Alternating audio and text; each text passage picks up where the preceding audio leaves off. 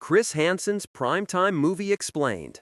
The true story behind Robert Pattinson's film, Warning, True Story and Trailer Disclaimer before we begin. This video discusses the official trailer for Primetime and the real-life events that inspired the film. While Robert Pattinson portrays journalist Chris Hansen, Primetime is not a documentary. It's a dramatic retelling inspired by real events surrounding Dateline NBC and To Catch a Predator, using history as the foundation for a larger story about journalism, television, and media ethics. With that said, let's get started. Robert Pattinson's biggest transformation yet. Robert Pattinson has built a career by choosing unexpected roles. From Twilight to The Lighthouse to The Batman, he has constantly challenged audiences' expectations. But his latest role may be his most surprising transformation yet. In Primetime, Pattinson doesn't play a superhero. He doesn't play a criminal. Instead, he becomes one of the most recognizable journalists in American television history, Chris Hansen.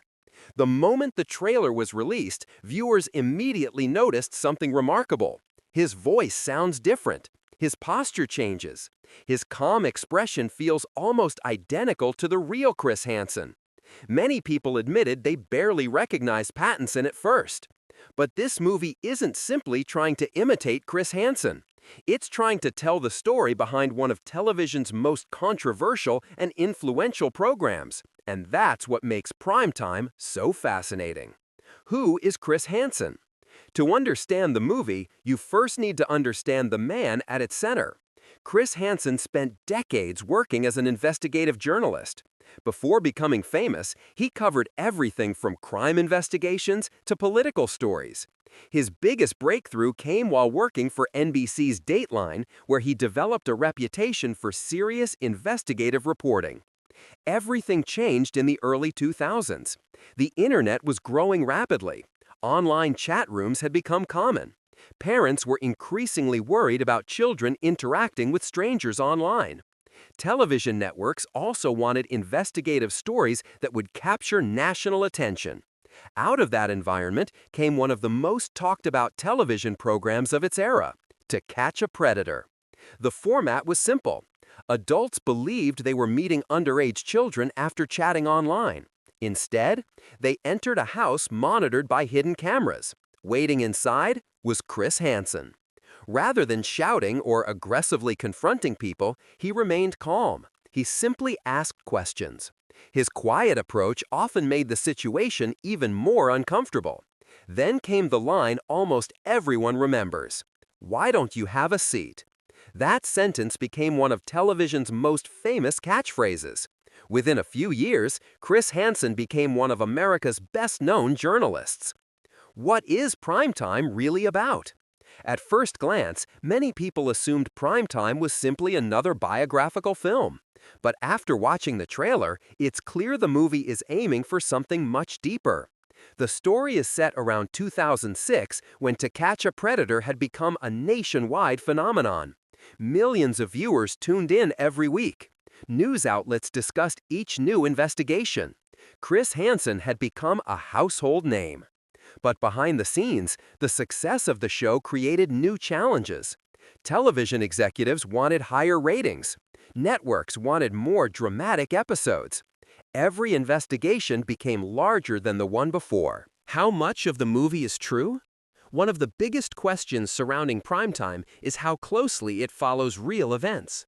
The answer is quite closely in some ways, and much more creatively in others.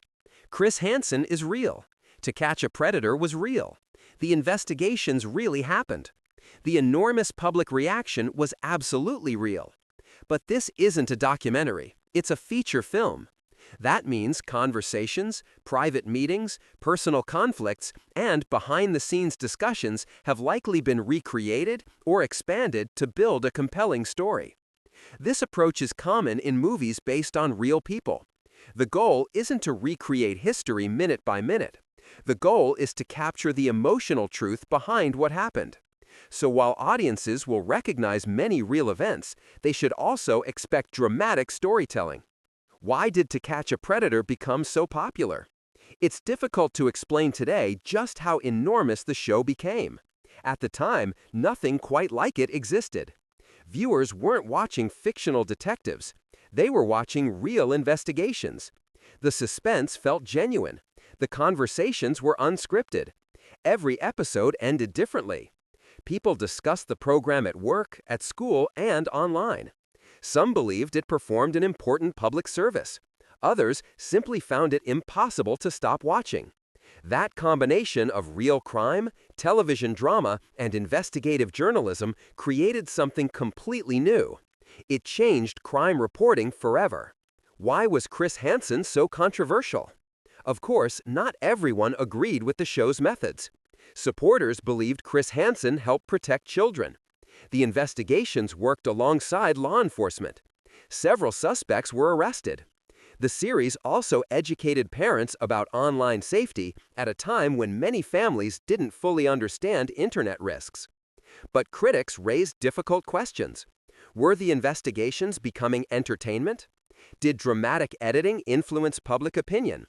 Could television remain objective while also chasing ratings? Some argued the show blurred the line between journalism and spectacle. Others questioned whether the presence of television cameras changed the investigations themselves. These debates continued long after the program ended, and they're exactly the kind of questions Primetime appears interested in exploring. Rather than taking one side, the movie seems willing to examine every perspective. Robert Pattinson's transformation. Perhaps the biggest surprise is Robert Pattinson himself. Instead of creating an exaggerated impression, he seems to focus on subtle details. His voice becomes softer, his speech slows down.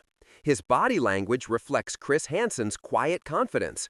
He doesn't dominate scenes through loud emotion. He controls them through silence. That's much harder than it sounds. Chris Hansen's television style depended on patience. He allowed uncomfortable moments to unfold naturally. From the trailer alone, it appears Pattinson understands that perfectly. It's one of the reasons many critics are already calling this another major transformation in his career. Why A24 was the perfect studio.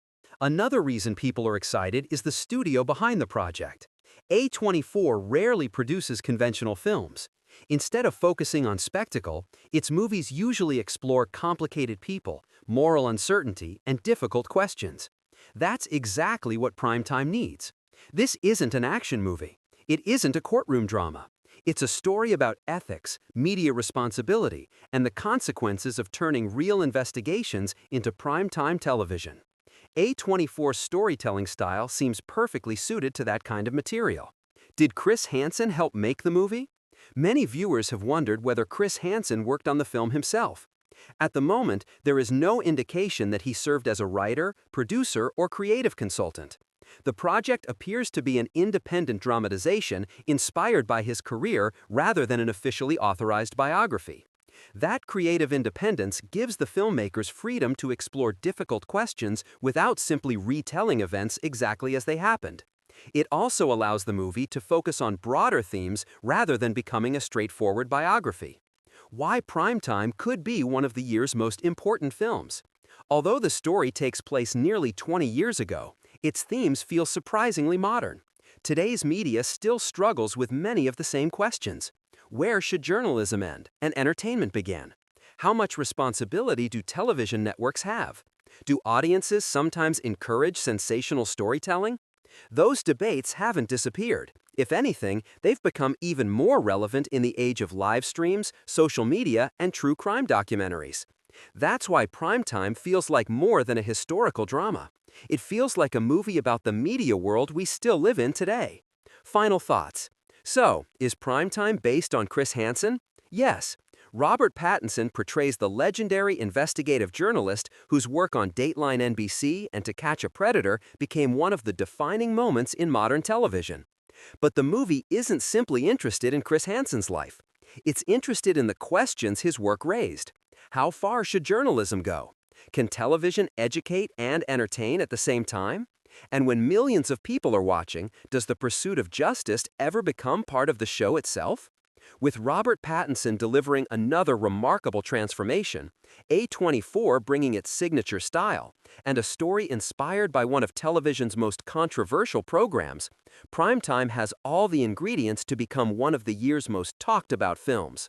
Whether you remember watching To Catch a Predator when it first aired, or you're discovering Chris Hansen's story for the first time, this film promises to explore the people behind the headlines.